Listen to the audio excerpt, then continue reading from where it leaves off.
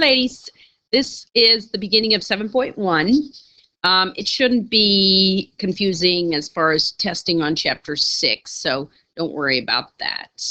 Okay, we're going to start out at some place where you should know, and that's the geometry. And we use these inverse functions right here to solve this. If you don't remember, let me go through that.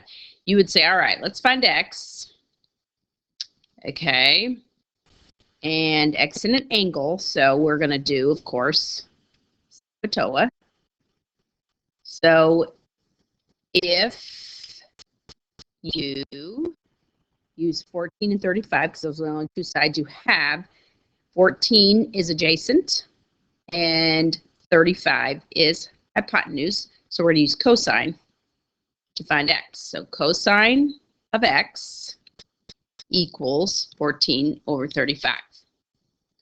Okay, now in order to solve this in geometry, you were just going to remember that when you find an angle, you're going to use inverse cosine. Okay, and that's how we're going to find x. Okay, in Precal, I'm going to stick a little thing in here that's going to make sense, but I'm going to do that on the next page. But so get your calculator out, and you would do, since you want these inverse cosine, you would do the blue keys. So inverse cosine of 14 over 35. Oops, not 355. And there you have the, oops, I bet I'm not in the right mode here. I'm in radians. I think in geometry we probably want it to be in degrees. So let's try that again. Go up here and do it again, this time in degrees, and we have 66 degrees. All right, so x equals 66, let's say 0.4 degrees. Okay, of course we could do the subtraction from 90 to, but let's do the trig just to use the inverse functions. Okay, so now we're going to find y. I'm going to change pens. All right, so y, whoopsie, what the heck? All right, y, this is opposite, red pen, opposite, and this is still hypotenuse, so this time we're going to use cosine. Sine of y equals 14 over 35. So again, in geometry, you were just supposed to remember, oh, I'm looking for an angle, I'm going to do inverse function, 14 out of 35. Okay, so second sine 14 out of 35. We're in degrees, which is what we want to be in, and that's 23.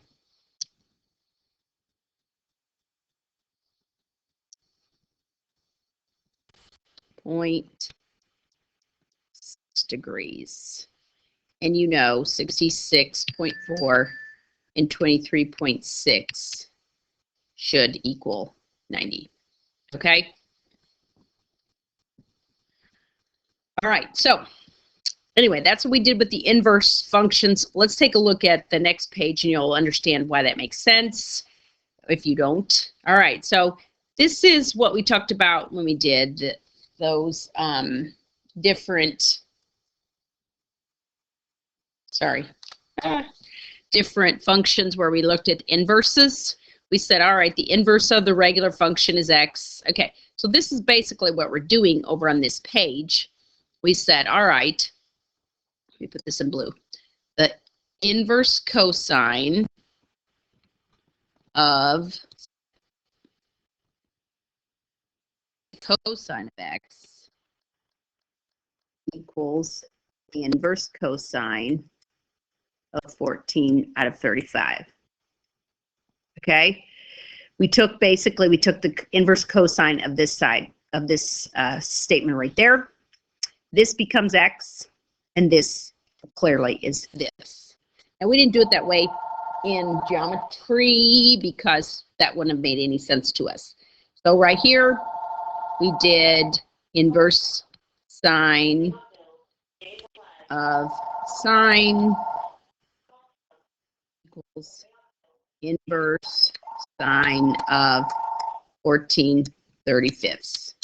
Okay, clearly this is the y according to that property that we know about, and then that is that. Okay, so it does make sense with what we're doing. We just didn't know how to do it when we were doing geometry. All right, so this is review property. Okay, this is a review property. They're all review properties. Okay, the domain of the f is the range of the inverse and vice versa. Okay, we're not going to talk about most of these today. The graph of f are symmetric with respect to the line. Okay, again, we didn't get into that much because sometimes that doesn't really help us. If a function has an inverse function, the implicit equation is that. Remember, we switch around, la la la la la. Okay, and finally, in order to have a function to have an inverse, it has to be 1-to-1. So this is what we're going to focus on right at the moment. Try where we can find the inverse. So first, we're going to do inverse sine. Remember, in your calculator, and when you write it, that's what it's going to look like. And this x, of course, can switch, but this, you call this inverse sine. You also will call it arc sine. Okay. So either way, our book pretty much calls it this. A lot of books will call it that. So just in case you'd see that on a ACT or something like that. Okay. So basically, this page is to figure out why we're only going to talk about this piece of the inverse of the sine function to make it inverse. Okay, and it's going to go back to the whole 1-to-1 thing. All right, let's take a look at the unit circle real quick. All right, we know all students take calculus. We know sine function is positive here and here. So basically, these two quadrants have repeat values, okay? Same thing here. We know that we have negative values here and here. So what we want to do is we want to say, all right, we don't need two values. We need one.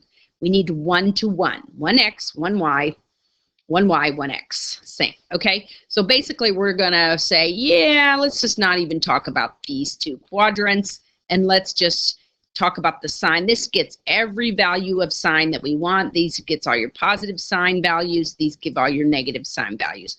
So, and if you look, those two quadrants are right here. Okay. So basically, that's what we're doing. We'll come back to this, but so the blue part is your inverse sine function. If you were to graph inverse sine, okay, and now of course now I have to go put it back on radians because my calculator doesn't like degrees when I'm graphing. So, all right, I'm going to do graph inverse sine. So second inverse x. Okay, I'm going to, it's not a great, but I think it'll work. And notice it's just that little blue piece. Okay, this little blue piece is because all these other values are reruns. Remember the whole sine wave, on and on and on and on. Okay, we're just going to talk about this piece from here to here because we have all the positive values we want, we have all the negative values we want. Okay, so let's say we want to find the exact values. So we're looking for unit circles. Okay, values. All right, so let's go ahead, pull this up. Pi over 3, pi over 4, pi over, I said that backwards, pi over 6, pi over 4, pi over 3. Okay, start up and go up.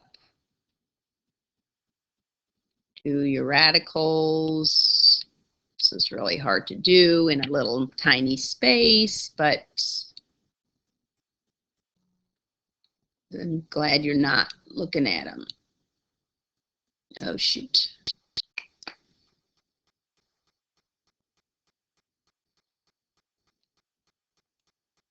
Okay, wow.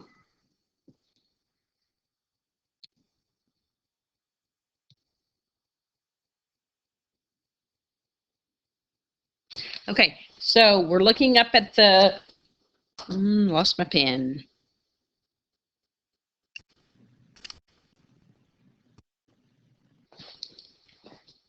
Okay, here we go again. All right, so we're looking for where the sign in these first two quadrants is radical 3 over 2. So that would be up here. Sine is second, so that would be at pi over 3. Okay, if you do it on the calculator, set your mode to, actually, I could just do a value here, so I got it graphed.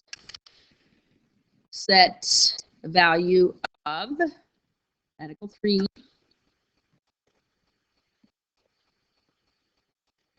over 2. Oops, I forgot to close my radical.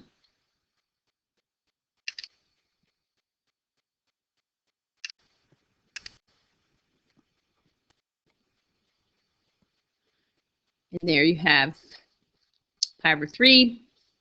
Okay. You could also do it like this. Inverse sine of radical 3 over 2.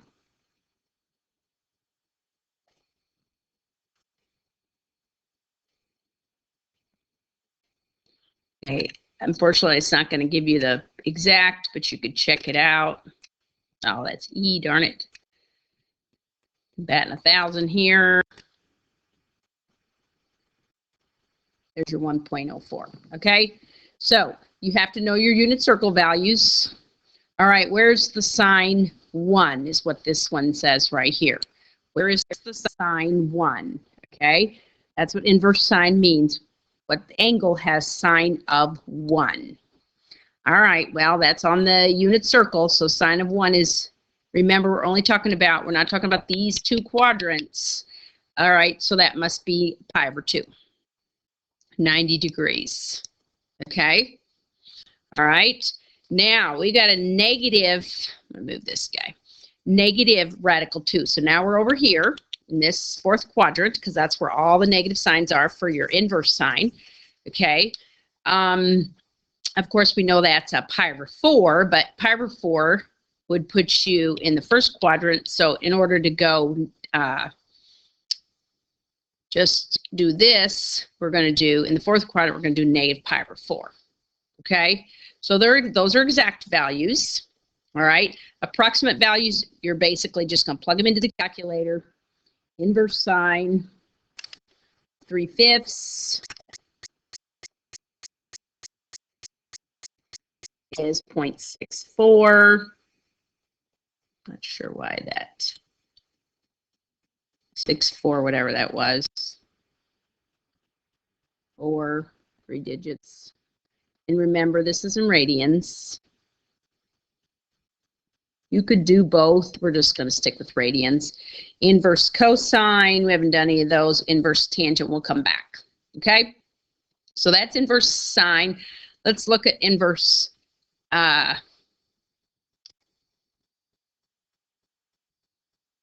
I got some different order. Inverse cosine works the same way. Here's that down here. All right. Now, remember on the unit circle for inverse cosine, all students, oh, gosh sakes, takes calculus. The fourth quadrant for cosine is positive, which would be a rerun of this. So we're not going to use that one.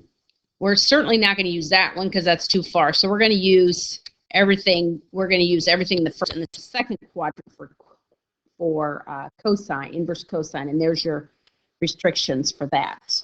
Okay. Again, you have just this little piece between 0 and pi. That will make it 1 to 1 if you restrict that, and therefore it'll have an inverse. Okay, so let's talk about inverse cosine. I don't want to get into all this yet. Here we go. Okay, inverse cosine of negative radical 2 over 2. Okay. So here's your thought process. You get the unit circle in your head. I'm not going to write it messy again. All right, we are talking about positive inverse cosine, negative inverse cosine. All right, so we're definitely negative, and we definitely know that that's in the middle. So we have to figure out what this angle is if that's a pi over 4 angle right here. Okay, so of course, you figure that out, and that's 3 pi over 4. Okay. All right, inverse cosine of 1/2. So again, what is that asking you? Asking you, where is the cosine?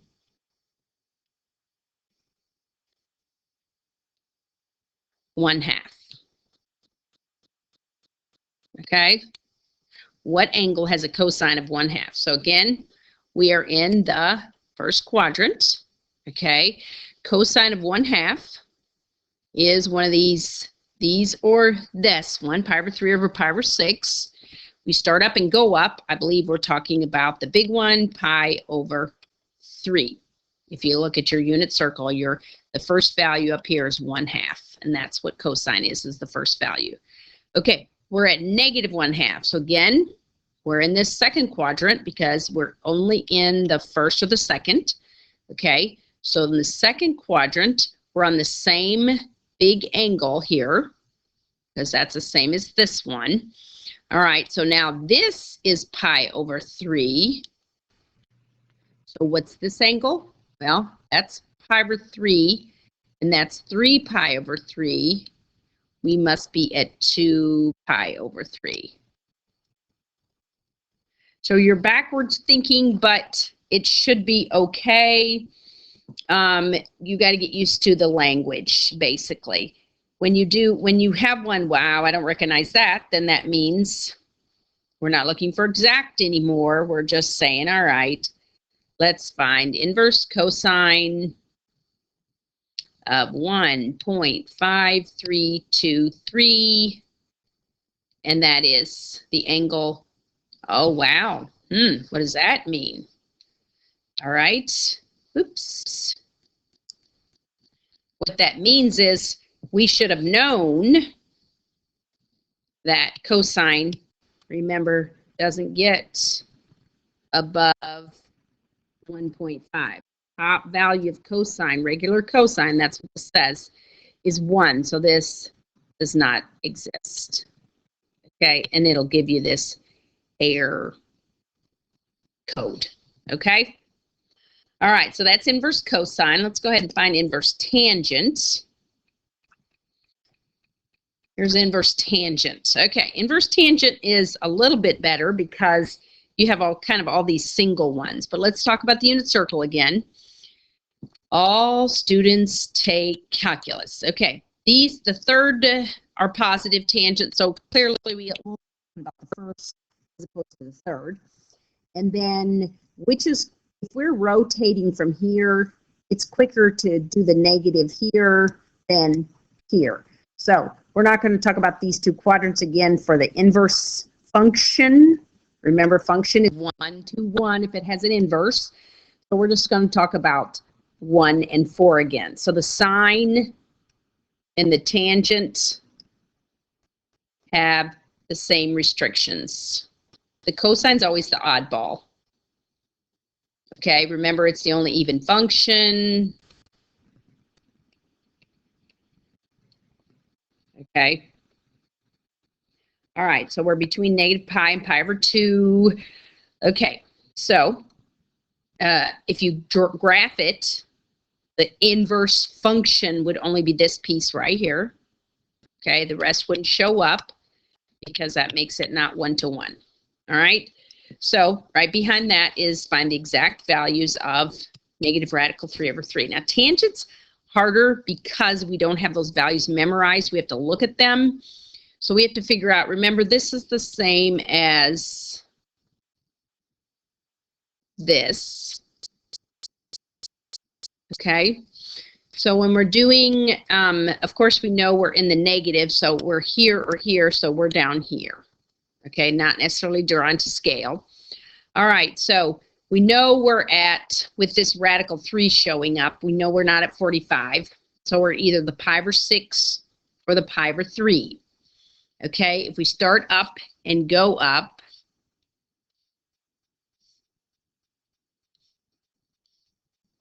okay, we want, remember, sine over tangent or cosine. Okay, so remember what this means. This means where is tangent 1 over radical 3? Well, if you look at this value right here, sine would be 3 over 1. So we're down here at the bottom. All right, so we are at the little one, which is pi over 6. Now, pi over 6 goes up in the first quadrant. In order to go in the fourth quadrant, we just put the negative degree. So what this means is that the angle that has negative pi over 6, the tangent of that should be that, which is also the same as that. Okay, tangent of negative 1. All right, well, we know that's a pi over 4 because that's what tangent is. In order to be negative, it's going to be negative pi over 4. Okay, so I'm just going to give you these to practice. This is not one you'd recognize, so again, you get your calculator out. Let's quit here.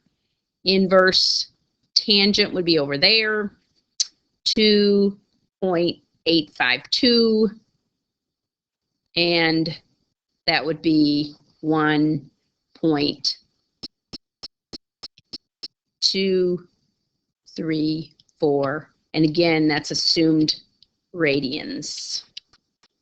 Okay, remember if we wanted to do the degrees, we would have to put the degree sign. Radians is assumed. So what this is assumed radians, this is assumed radians. Okay. So let me see. Okay, so I'm just looking at for homework. That's all I want to talk about today because I don't want you getting too mixed up with inverse and regular sine and tangent before you take the test, and then we can figure out that all later. I know it will get confusing. So on your homework, all you're going to do is like the page and with the sine and the cosine. So it should be a piece of cake. So I will see you soon.